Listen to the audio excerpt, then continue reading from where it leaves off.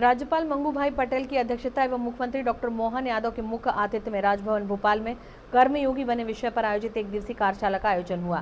कार्यशाला में मुख्यमंत्री ने कार्यक्रम के महत्व पर प्रकाश डालते हुए कहा कि कर्मयोगी बनने के लिए निस्वार्थ सेवा भाव और कर्तव्य परायणता आवश्यक है। निस्वार्थ भावना ही मनुष्य को कर्मयोगी बनाती है और भगवान कृष्ण इसके श्रेष्ठ उदाहरण है। उनके आध्यात्मिक दर्शन से हम बहुत कुछ सीख सकते हैं। भाषाएं भारत का आभूषण है। दस्ता है हमारे लिए। भाषाओं से तो भारत की भाषा नहीं है, ये भूषण है, आभूषण है इस दुनिया को जानने समझने के लिए। और भाषा से तो और आगे बढ़ता है। हमारे यहाँ भाषा भी है, बोलियां भी है।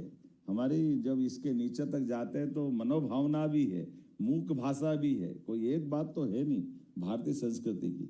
जब कर्मयोगी की बात करेंगे तो भगवान कृष्ण की बात निश्चित रूप से आपने शुरुआत की और मैं भी उसी पे जाना चाहूँगा। हम सब उनके एक एक अध्याय 18 अध्याय है, लेकिन 18 अध्याय में जिस प्रकार से वो बात रखते हैं और जिस प्रकार से वो बात करते हैं, वास्तव में ऐसा लगता है कि ये। और एक अच्छी बात ये भी है, उन्होंने कहा मैं भले ही लोग मेरे को अपने ढंग से देखते हैं। जब वो कहते हैं कि ये जो तुमको दिख रहा है, मैं इसके पहले भी कृष्ण तत्व कहाँ है, जब सूर्य नहीं था, ये ब्रह्मांड नहीं था, मैं उस समय भी था। तो ये जिज्ञासा जब वो बाल सुलभ हम सबकी भी जिज्ञासा होती है।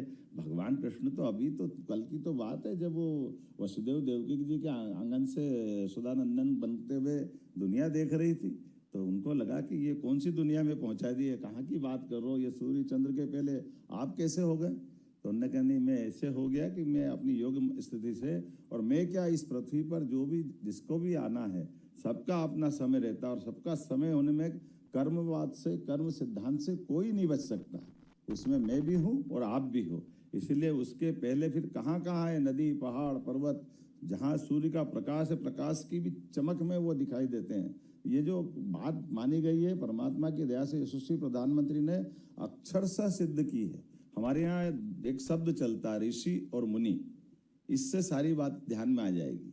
मुनि वो जिनने अपने विशेष मार्ग का संकल्प लेकर के अपनी आध्यात्मिक साधना की तरफ अपना पूरा जीवन एकाकी रूप से, वो बजाय गृहस्थाश्रम में जाने के वो अपनी उस तरह से आगे बढ़ते हैं।